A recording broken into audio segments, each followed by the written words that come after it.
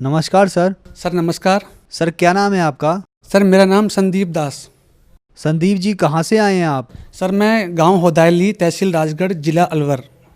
संदीप जी, संत रामपाल जी महाराज से आपने नाम दीक्षा कब ली? 6 फरवरी सन 2014 को मैंने संत रामपाल जी महाराज से नाम दीक्षा ली। सर संत रामपाल जी महाराज से नाम दीक्षा लेने से पहले क्या आप कोई भक्ति साधना भी करते थे? मैं संत रामपाल जी महाराज से नाम दीक्षा लेने से पहले हनुमान जी की बहुत ज़्यादा भक्ति करता था। मेरे इष्ट देव ही हनुमान जी थे। मेरे गांव के अंदर पहाड़ पे एक हनुमान जी का मंदिर है, जहां 150 सीढ़ियाँ हैं। उनको चढ़ के डेली जाना और वहाँ चुग्गा और पानी लेके जाना और वहाँ पे हनुमान चालीसा का पाठ करना, साफ सफाई करना, इतनी मेरी श्रद्धा थी उनके अंदर कि मैं मानता था कि यही परमात्मा है। तो मैं मंगलवार शनिवार के व्रत भी रखता था और ये मान लो कि इतनी श्रद्धा थी मेरी उनके अंदर कि मैं उनसे ऊपर किसी को नहीं मानता था। घर वाले मुझे खूब कहते थे कि ज़्यादा भक्ति मत कर। और मेरे गांव से 10 किलोमीटर दूर एक शिव जी का मंदिर है, वहाँ भी मैं उनकी भक्ति करता था और सोमवार के व्रत करता था। उसके अलावा मैं गोवर्धन की 21 परिक्रमा कर चुका था। सर आपने बताया कि आप हनुमान जी को इष्ट मानते थे तथा अन्य देवी देवताओं की साधना भी करते थे और मंदिरों में भी जाते थे, तो इन सब से आपको क्या क्या लाभ हुए? सर मुझे इनसे कोई लाभ प्राप्त नहीं हुआ, बल्कि मुझे ये मान लो कि मैं बहुत ज़्यादा दुखी रहने लग गया था। मेरे पिताजी शिव जी की भक्ति करते थे और शुगर के बहुत ज़्यादा मरीज़ थे, लेकिन उन्हें कोई फ़ायदा नहीं हुआ था उस भक्ति से और वो फिर भी दवाइयाँ खाते थे, डॉक्टरों के पास जाते थे। और जो हमारे घर के अंदर भूत और प्रेतों की ऐसी वो थी कि मेरे पिताजी सो रहे हैं रात को और उन्हें अचानक भूतों ने, मतलब देवी देवताओं ने, घर के पितरों ने जगा दिया। तो ऐसे वो डर जाते थे और हमें, मतलब इतने दुखी हो गए थे हम कि हम अब क्या करें। सर आपने बताया कि आप इतनी देवी देवताओं की भक्ति कर रहे थे, आपके फादर और आप हनुमान जी और शिव जी को इष्ट मानते थे, लेकिन आपके घर में परेशानियां ही परेशानियां आ रही थीं।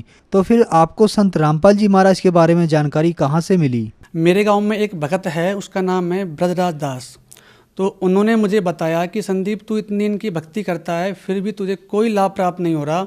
मैं तुझे बताता हूँ कि बरवाला के अंदर एक संत आए हुए हैं, संत रामपाल जी महाराज, आप उनसे जुड़ो, आपको बहुत लाभ होगा। तो मैंने उन्हें ये कहा था कि मैं किसी भी गुरु को नहीं मानता और ये सब झूठ है।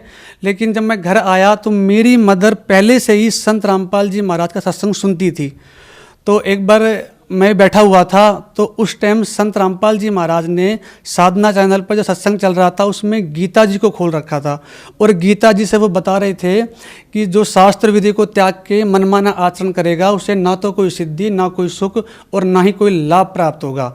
कर्तव्य और अकर्तव्य के लिए शास्त्र ही प्रमाण है, इन्हें सत्य मानकर भक्ति करना। और मैं बहुत ज़्यादा व्रत भी करता था। तो उन्होंने बताया कि 6 अध्याय के 16वें श्लोक में व्रत के लिए मना है, जो व्रत करेगा वो सुख और प्राप्ति नहीं कर सकता।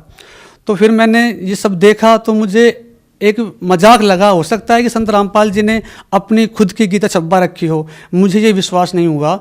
तो फिर 2-4 दिन सत्संग मैंने सुना तो मेरा एक दोस्त है रणजीत, उससे मैंने कहा यार आपके घर पे गीता रखी हुई है, एक बार मुझे दे देगा? उसने बोला भाई मैं दे दूंगा। 1987 की वो गीता थी जिसके जिल्ट भी उपड़े हुए थे। और जब मैंने उसको मिलान किया तो मुझे ज्यों का त्यों पाया गया, मैं हैरान रह गया। और 6 फरवरी सन 2014 को मैं संत रामपाल जी महाराज से जुड़ने के लिए बरवाला आश्रम चला गया और मैंने वहाँ नामदान प्राप्त किया। सर आपने बताया कि आप 2014 में संत रामपाल जी महाराज से जुड़े। उसके बाद हमने बहुत से संत रामपाल जी महाराज के अनुयायियों से सुना है कि संत रामपाल जी महाराज से जुड़ने के बाद उन्हें बहुत से लाभ प्राप्त हुए। तो आपके साथ भी क्या कोई ऐसा अनुभव है? संत रामपाल जी महाराज की शरण में आने के बाद जो मुझे आध्यात्मिक लाभ हुए वो इस प्रकार हैं कि मैं 6 फरवरी सन 2014 को जब संत रामपाल जी महाराज से जुड़ा, उसके 1 माह बाद मेरी शादी तय हो चुकी थी और वो संत रामपाल जी महाराज के भगत नहीं थे। और मेरे परिवार से भी मैं उस वक्त अकेला ही नामदानी था, मेरे और परिवार में कोई नहीं था, ना मेरी माता, ना मेरे पिता, ना मेरी सिस्टर। उसके बाद में 19 नवंबर 2014 को जब संत रामपाल जी के साथ जो बरवाला कांड हुआ था उसमें मैं भी जेल चला गया था। और इस समाज ने उस वक्त मेरे घर वालों को इतना परेशान किया, इतना परेशान किया, उन्हें रोज़ाना कहते थे कि अब वो नहीं आएगा, वो तो देशद्रोही है और उस पर को तो सज़ा मिलेगी जैसा भी है। और उधर लड़की वालों को भी ये परेशान करते थे उधर से कि वो अब नहीं आएगा, तुम कहीं और कर दो। लेकिन परमात्मा की रजा ऐसी हुई कि जब मैं 134 दिन बाद में जेल से जमानत पे बाहर आया तो गुरु संत रामपाल जी महाराज की दया से मेरी वही शादी जो हिसाब से तय ही जो की त्यों हुई। और ये समाज के सामने एक बहुत बड़ा गुरु जी ने मुझे वो दिखाया कि मेरे भगत कभी हारते नहीं, और मेरे भगत जिस तरीके से हम दृढ़ता पे रहे और हमें उसका पूरा आध्यात्मिक लाभ हुआ। और हमारे घर के अंदर जो भूत और प्रेतों की जो बाधा थी, संत रामपाल जी महाराज से जब मैं अकेला जुड़ा था तब तक हम इससे परेशान थे। तो मैंने घर वालों को समझाया कि आप सभी संत रामपाल जी महाराज से जुड़ो, तब जाके हमारा ये सारा कटेगा, क्योंकि हम जब सारे एक बंधन में बंधेंगे तब हमें आध्यात्मिक लाभ और ज़्यादा प्राप्त होंगे। तो उस समय में मेरी मम्मी, मेरे पिताजी, सभी को मैंने ये समझाया, तो उन्होंने संत रामपाल जी महाराज की शरण ग्रहण करी। और मेरे पिताजी को जो शुगर 380 तक पहुंच चुकी थी, जिसमें कभी मृत्यु हो सकती है, गलाव स्टार्ट हो सकते हैं, उस समय के अंदर मैंने पिताजी को समझाया, तो उन्होंने नामदान लेने के बाद में संत रामपाल जी महाराज से 3 माह के बाद ही उनकी शुगर 140-180 के बीच आ चुकी थी, नॉर्मल आ चुकी थी। लेकिन फिर उनको समाज ने गुमराह कर दिया, तो उन्होंने फिर से नामदान को छोड़ दिया था और फिर उन्हें उस शुगर ने फिर से परेशान किया। लेकिन जब दोबारा उन्हें समझाया गया तो उन्होंने फिर से नामदान लिया और आज वो बिल्कुल स्वस्थ हैं, बिल्कुल नशा मुक्त हैं। आज मेरा परिवार पूरी तरीके से संत रामपाल जी महाराज की शरण में होने के कारण पूरा सुखी है। मुझे किसी भी चीज़ का कोई दुख नहीं है। मैं एक सीनियर पास होने के बावजूद भी गुरु जी की दया से अच्छी जॉब कर लेता हूँ। 20 से 22 हज़ार रुपये मुझे सैलरी मिल जाती है। हमारे घर में जो भूत और प्रेतों की जो बाधा थी 10 साल से, उसके लिए हमने हर सियाने से इलाज करवाया। मेहंदीपुर भी हम 7 दिन तक रहे, लेकिन और पैसे की हमारी बर्बादी होती रही। कभी हमारे घर में कुंदियाँ खटक रही हैं, कभी हमारे घर के बर्तन गिर रहे हैं, कभी हमारे पिताजी को वो भूत प्रेत सोते हुए को जगा रहे हैं। ऐसी ये बाधाएं थी हमारे घर में जो हमें परेशान करती थी। जब संत रामपाल जी महाराज की शरण में हम आए तो पूरी तरीके से हम उनसे मुक्त हैं। हमें कोई भी बाधा नहीं है, ना ही हमारे भूत प्रेत हमें परेशान करते। जो पितर हैं वो हमारे परिवार वाले हैं, वही उनको भोग वगैरह लगाते हैं। हम उन्हें कुछ भी नहीं करते और ना ही वो अब हमें परेशान करते। क्यों? क्योंकि हम पूर्ण संत की पहचान करके और मोक्ष मार्ग के लिए आ चुके हैं। संत रामपाल जी महाराज की शरण में आने के बाद में हम बिल्कुल सुखी जीवन व्यतीत कर रहे हैं।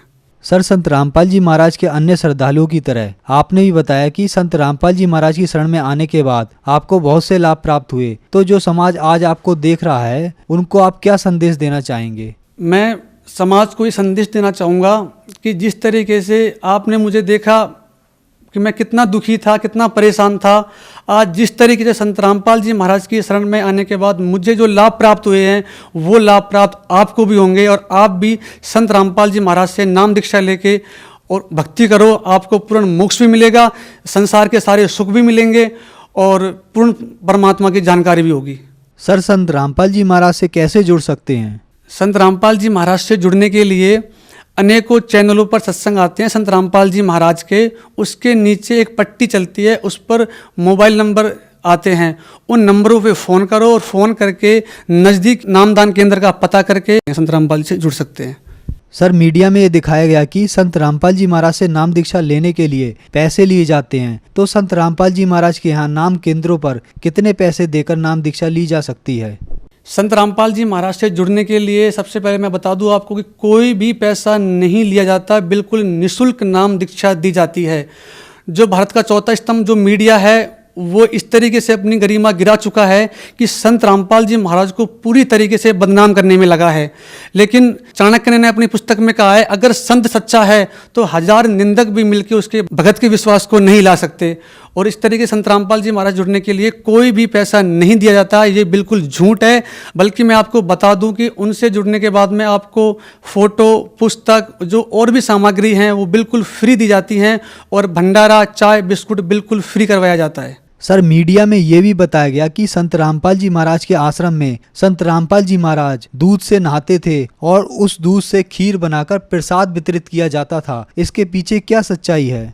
संत रामपाल जी महाराज के बारे में जो मीडिया ने दिखाया था कि वो दूध से नहाते थे और उस दूध की खीर बनाई जाती थी, ये बिल्कुल झूठ है। क्योंकि हम वहाँ खुद मौजूद रहते थे और जो दूध आता था वो बाहर से आता था और थैलियों में पैकिंग आती थी। हम स्वयं उसको फाड़ के, उसको काट के और दूध की खीर बनाते थे। संत रामपाल जी महाराज तो वहाँ से 600 मीटर दूर बैठते थे। ये जो था वो संत रामपाल जी महाराज को बदनाम करने का एक षड्यंत्र था, एक रचा गया एक साजिश थी इनके द्वारा।